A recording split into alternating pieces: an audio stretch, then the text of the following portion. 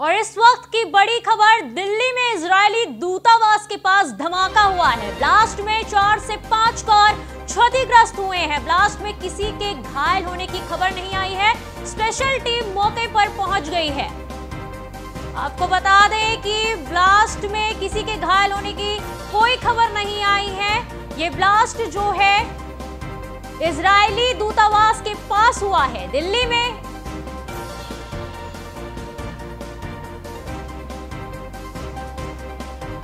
Associate editor Brajesh Srivastava हमारे साथ जुड़ चुके हैं। ब्रजेश, क्या माहौल है वहां का? देखिए, सबसे बड़ी बात यह है कि जिस तरीके से पूरा ये ब्लास्ट हुआ है उसको लेकर के अफरा तफरी का माहौल तो है। पूरी तरीके से वहां दहशत का आलम है।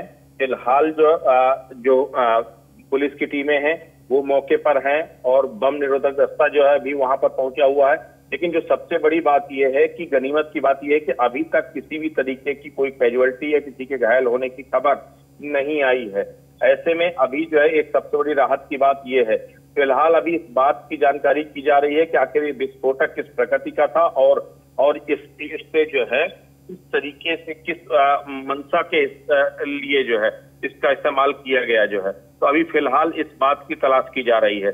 सबसे बड़ी बात यह है कि इस समय जो फॉरेंसिक की टीम है वो भी मौके पर पहुंच गई है और कोशिश ये की जा रही है कि वहां से कुछ एविडेंस कलेक्ट किए जाए ताकि आगे जो इन्वेस्टिगेशन है वो आगे चल सके और इसका पता लगाया जा सके कि आखिर विस्फोटक किस उद्देश्य से जो है यहाँ पर लाया गया था और क्या ये जानबूझ करके केवल डराने के लिए ये इस विस्फोटक को जो है ब्लास्ट किया गया है या फिर ये किसी सुनियोजित षड्यंत्र का हिस्सा है। प्रशासन की तरफ से ब्रजेश क्या कार्रवाई की जा रही है?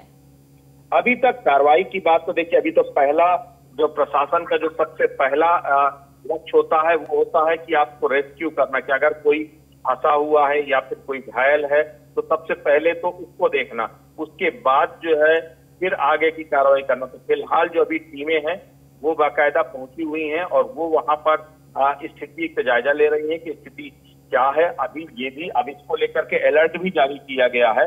अब सबसे बड़ी बात यह है कि दिल्ली पुलिस की जो स्पेशल सेल है वो इस वक्त जो है इस तक पहुंच चुकी है।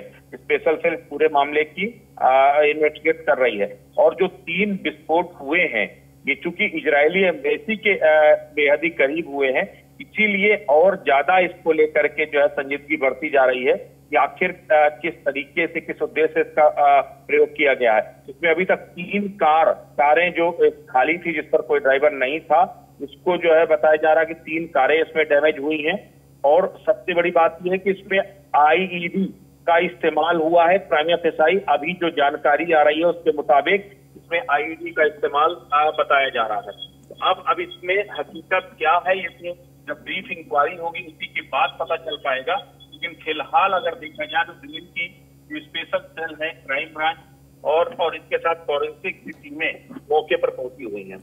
ये धमाका ब्रजेश दिल्ली के इजरायली दूतावास के पास हुआ है, तो क्या वहां पर कोई सुरक्षा व्यवस्था नहीं थी? देखिए, सबसे बड़ी बात यह है कि हाई सिक्योरिटी जोन है। ये जो पूरा एम्बेसी का जो जोन है जहां चाणक्य पुलिस के आसपास का जो भी पूरा इलाका है वो हाई सिक्योरिटी जोन में आता है। वहां पर अगर बिल्कुल अगर देखा जाए तो नजदीक में ही आपको संसद भवन है, नजदीक में ही आपको जो है पार्लियामेंट के साथ साथ अगर देखा जाए तो पीएमओ भी बेहद नजदीक है। तो जो आसपास का पूरा इलाका है वो हाई सिक्योरिटी जोन में आता है और इजरायली भवन से अगर 7 लोक कल्याण मार्ग कोई बहुत ज्यादा दूर नहीं है। ऐसे में सबसे बड़ी बात यह है कि अगर वहां पर ब्लास्ट होता है तो निश्चित तौर पर ये सिक्योरिटी के लिए एक बड़ा खतरा है और सिक्योरिटी बड़ा लैप्स भी है। क्योंकि सबसे बड़ी चीज ये है कि हर एक चौराहे पर, हर एक एम्बेसी के बाहर एक बड़ी सिक्योरिटी जो इंतजाम होते हैं वो होते हैं और उस बीच अगर ये पूरा जो है विस्फोट होता है तो ये अपने आप में बेहद अहम है। अब इसके पीछे क्या वजह है, कौन लोग हैं, किस तरीके से विस्फोट को अंजाम दिया गया, अभी ये सारी चीजें तो ब्रीफ इंक्वायरी के बाद सामने आएंगी। फिलहाल जो दिल्ली की स्पेशल सेल है, स्पेशल सेल ने इसको जो है फिलहाल इन्वेस्टिगेट कर रही है। मौके पर स्पेशल सेल की टीम पहुंची हुई है। उन 3 गाड़ियों के सैंपल कलेक्ट किए जा रहे हैं और अभी तक जो जानकारी है उसके मुताबिक कोई कैजुअलिटी नहीं है क्योंकि उन गाड़ियों में कोई नहीं था जब विस्फोट हुआ। विस्फोट से आसपास खड़ी जो 3 गाड़ियां थी वो डैमेज हुई हैं, लेकिन उससे अभी तक किसी बड़े नुकसान की अभी तक कोई जानकारी नहीं आई है। तो ब्रजेश, ये ब्लास्ट जो हुआ उसमें 4-5 कार क्षतिग्रस्त हुई हैं। वहां पे सेल के लोग भी, दिल्ली पुलिस सेल के लोग भी वहां पहुंच चुके हैं। तो क्या आगे की क्या ऐसी रणनीति बनाई जा रही है, क्योंकि ये एक बहुत सुरक्षा का बात सामने आ चुकी है। ये ऐसी जगह है जहां पर चाक चौबंद रहता है, सुरक्षा को लेकर बहुत ध्यान रखा जाता है, फिर भी ऐसी घटना वहां पर घटी। देखिए, सबसे बड़ी बात यह है कि चूंकि एम्बेसी के बेहद नजदीक ये विस्फोट हुआ है, इसलिए और ज्यादा मसला संवेदनशील है। सबसे बड़ी बात यह है कि पूरे इलाके में, यानी पूरा जो भी चाणक्यपुरी का जो पूरा इलाका, जो एम्बेसी का इलाका है, पूरे एम्बेसी के इलाके को हाई अलर्ट घोषित किया गया है। वहां पर सिक्योरिटी और मुस्तैद कर दी गई है, सभी एम्बेसी की सुरक्षा बढ़ा दी गई है, और खास करके इजरायली जो दूतावास है उसके आसपास की सुरक्षा को और सख्त कर दिया गया है।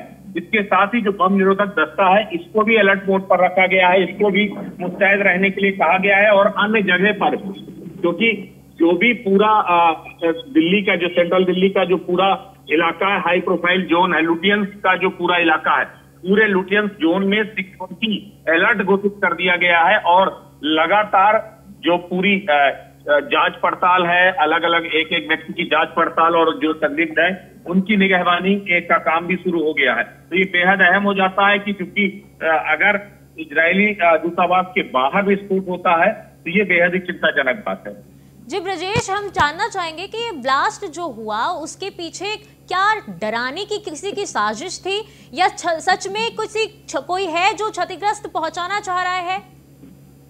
देखिए, सबसे बड़ी बात यह है कि अभी अगर हम बात करें इसकी, तो अभी ये कह पाना मुश्किल है कि किस प्रयोजन से, किस उद्देश्य से ये पूरा ब्लास्ट किया गया। सबसे बड़ी बात यह है कि इजरायली दूतावास के आसपास ये हुआ है, तो ये एक अहम हो जाता है कि आप देखिए, अगर इजरायली दूतावास को वैसे भी हाई सिक्योरिटी जोन में रखा जाता है, इजरायली दूतावास की अपनी अलग सुरक्षा व्यवस्था भी होती है, लेकिन जिस तरीके से पूरा ब्लास्ट हुआ, ये माइनर ब्लास्ट बताया जा रहा है। सबसे बड़ी चीज है कि इसीलिए मनसा पर सवाल खड़े हो रहे हैं कि किसी ने या तो अलर्ट करने के लिए या फिर चेतावनी देने के उद्देश्य से ये पूरा ब्लास्ट किया है, क्योंकि जितनी इंटेंसिटी होनी चाहिए, एक अगर इस ब्लास्ट की बात करें तो ये बहुत हाई इंटेंसिटी का ब्लास्ट नहीं था, और यही वजह है कि हाई इंटेंसिटी का ब्लास्ट ना होने की वजह से वहां पर कैजुअलिटी। जी ब्रजेश, बहुत बहुत शुक्रिया आपका हमारे साथ जुड़ने के लिए और तमाम जानकारी देने के लिए। कि दिल्ली में इजरायली दूतावास के पास धमाका हुआ है। ब्लास्ट में 4 से 5 कार क्षतिग्रस्त हुई है। ब्लास्ट में किसी के घायल होने की हालांकि अभी तक कोई खबर नहीं आई है। स्पेशल टीम मौके पर पहुंच चुकी है। आपको बता दें कि दिल्ली के इजरायली दूतावास में यह ब्लास्ट हुआ है, जहां पर 4 से 5 कार क्षतिग्रस्त हुई है। हालांकि ब्लास्ट में अगर बात करें तो किसी के घायल होने की कोई खबर नहीं मिली है। फिलहाल वहां पर स्पेशल टीम मौके पर पहुंच चुकी है।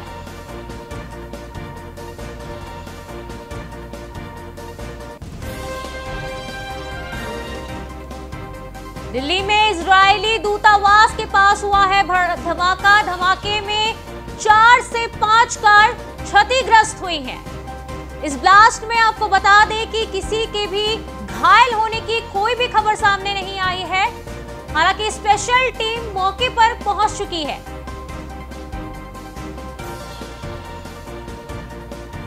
ये ब्लास्ट सुरक्षा को लेकर एक बड़ा सवाल खड़ा कर रहा है, क्योंकि ये ब्लास्ट इजरायली दूतावास में हुआ है, जहां पर चाक चौबंद रहता है, सुरक्षा को लेकर सारे कड़े इंतजाम रहते हैं, फिर भी वहां पर ये ब्लास्ट हुआ, जो कि सुरक्षा को लेकर एक बड़ा सवाल खड़ा कर रहा है। जैसा कि आप देख सकते हैं, ये तस्वीरें सीधे इजरायली दूतावास के पास की है।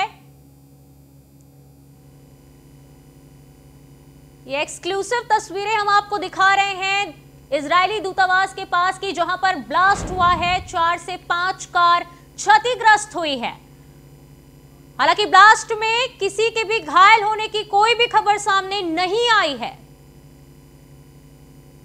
आप देख सकते हैं कि स्पेशल टीम मौके पर पहुंची है और जांच में जुट चुकी है। सैंपल इकट्ठे किए जा रहे हैं कि आखिर ये ब्लास्ट कैसे हुआ, किसने किया,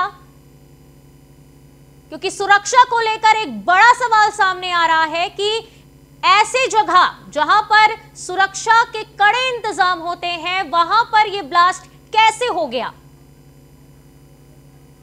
आपको हम दिखा रहे हैं सीधे इजरायली दूतावास के पास ये एक्सक्लूसिव तस्वीरें आप देख सकते हैं, जहां पर आप देख पाएंगे कि यहां ब्लास्ट हुआ है और स्पेशल टीम की वहां मौके पर पहुंच चुकी है।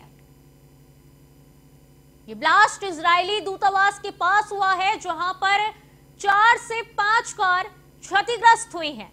ब्लास्ट में हालांकि किसी के भी घायल होने की कोई भी खबर सामने नहीं आई है। ये एक अच्छी खबर है कि कोई भी खबर ये है कि कोई भी घायल होने की खबर सामने नहीं आई है, कोई भी इंसान इसमें घायल नहीं हुआ है। लेकिन सुरक्षा पर एक बड़ा सवाल। आप देख सकते हैं कि स्पेशल टीम मौके पर पहुंची है और जांच में जुट चुकी है। सैंपल्स इकट्ठे किए जा रहे हैं और यह पता लगाया जा रहा है कि आखिर क्या मकसद था इस ब्लास्ट को करने का, क्या मकसद था।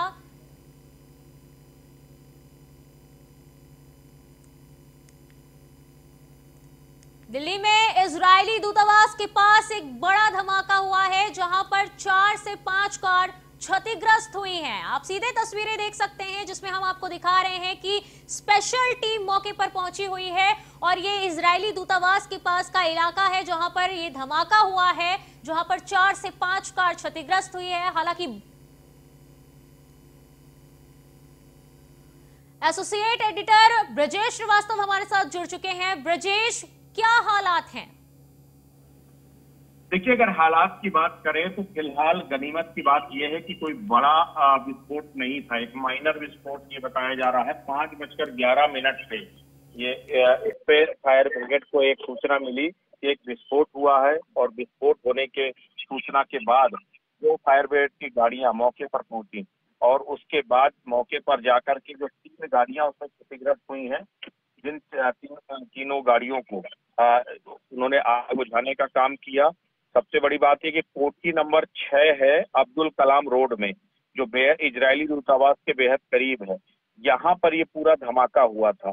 फिलहाल दिल्ली पुलिस की जो स्पेशल सेल है वो मौके पर है। 3 गाड़ियों के जो शीशे हैं वो डैमेज हुए हैं, कुछ गाड़ियों को नुकसान हुआ है। बाकी अभी जान माल का किसी भी तरीके का नुकसान की कोई फिलहाल सूचना नहीं है। ऐसे में गनीमत की बात यही है कि ये बड़ा विस्फोट नहीं था, लेकिन दरअसल जो विस्फोट भले ही माइनर रहा हो, लेकिन जिस जगह पर हुआ है वो बेहद ही संवेदनशील और हाई सिक्योरिटी जोन है। और हाई सिक्योरिटी जोन में अगर विस्फोट होता है तो सुरक्षा को लेकर के सवालिया निशान खड़े होना लाजमी है। ऐसे वक्त में जब किसानों का मूवमेंट चल रहा है, ऐसे वक्त में जब जो है खालिस्तान से लेकर पाकिस्तान तक तमाम जो एंटी सोशल एलिमेंट्स हैं उनकी नजर इस पर है, उस वक्त ये पूरा अगर विस्फोट हो रहा है तो ये अपने आप में बेहद ही संवेदनशील है और सुरक्षा के लिए एक बड़ा खतरा भी है। फिलहाल अभी तक इसके पीछे क्या वजह थी, अभी इसका खुलासा नहीं हो पाया है। इसके पीछे, धमाके के पीछे कौन है, किसका हाथ है, अभी ये भी जानकारी नहीं हो पाई है। लेकिन पूरी दिल्ली में फिलहाल हाई अलर्ट घोषित कर दिया गया है और इसमें अभी तक किसी के घायल होने की खबर नहीं है। सबसे बड़ी राहत की बात यही है। हाई अलर्ट रहता है, सुरक्षा के कड़े इंतजाम रहते हैं, हाई सिक्योरिटी जोन है, फिर भी ऐसी घटना यहां पर घटी, तो क्या इसके पीछे कोई मकसद है डराने का या कोई ऐसा उद्देश्य है कि जिससे लोगों में दहशत पैदा हो रही है? देखिए, दहशत की तो बात ही है। अगर हाई सिक्योरिटी जोन में कोई धमाका होता है, भले ये माइनर ब्लास्ट था लेकिन ये मेजर ब्लास्ट भी हो सकता है। और सबसे बड़ी बात यह है कि अगर वो मेजर ब्लास्ट होता तो आप सोचिए कि वहां पर कितनी एम्बेसी हैं। अमेरिकन एम्बेसी से लेकर के इजरायली एम्बेसी तक ना जाने कितनी एम्बेसी उस पूरे इलाके में है। वो चाणक्यपुरी का इलाका हार्ट ऑफ द दिल्ली कहा जाता है। दिल्ली का जो सबसे पॉश इलाका है, सबसे सिक्योर्ड इलाका माना जाता है, वो उसी को मानते हैं, वो पूरे जो है इलाके को मानते हैं। और अगर वहां पर कोई विस्फोट हो रहा है तो बात मानिए कि सीधे सीधे चेतावनी है, सीधे सीधे आपकी उस पूरी जो सिक्योरिटी लेयर है उसको कोलैप्स करने वाली बात है, उसको चुनौती देने वाली बात है। तो ये बात तो आप मानिए संवेदनशील की सही मायने में है कि वो ब्लास्ट इजरायली एम्बेसी के आसपास हुआ। इजरायली एम्बेसी पर पहले से कई जो दुश्मन देश हैं उनका खतरा इजरायली एम्बेसी को लेकर कई थ्रेट्स इससे पहले भी आते रहे हैं, और ऐसे में इजरायली एम्बेसी के बेहद ही निकट अगर ये ब्लास्ट होता है तो अपने आप में एक बड़ा ये संवेदनशील मसला है। और यही वजह है कि दिल्ली पुलिस पूरी सतर्कता के साथ इस मामले की जांच कर रही है, और प्राइमा फेसाई जो निकल के सामने आया है उसमें आईईडी के इस्तेमाल की बात की जा रही है। अगर आईईडी का इस्तेमाल होता है तो वो और ज्यादा खतरनाक है, क्योंकि अगर आईईडी चाहे छोटी मात्रा में हो या बड़ी मात्रा में, लेकिन सवाल ये है कि आईईडी आया कहां से, उसका उपयोग कर, उसको बम बनाने वाले कौन लोग थे, उसके पीछे मकसद क्या था, ये सारी जांच अभी फिलहाल दिल्ली पुलिस की जो स्पेशल सेल है वो इस पूरे मामले की जांच कर रही है। जी बहुत बहुत शुक्रिया ब्रिजेश हमारे साथ जुड़ने के लिए और हमें तमाम जानकारी देने के लिए। फिलहाल इस बुलेटिन में इतना ही। खबरों का दौर आगे भी जारी रहेगा। देखते रहिए न्यूज़ 1 इंडिया।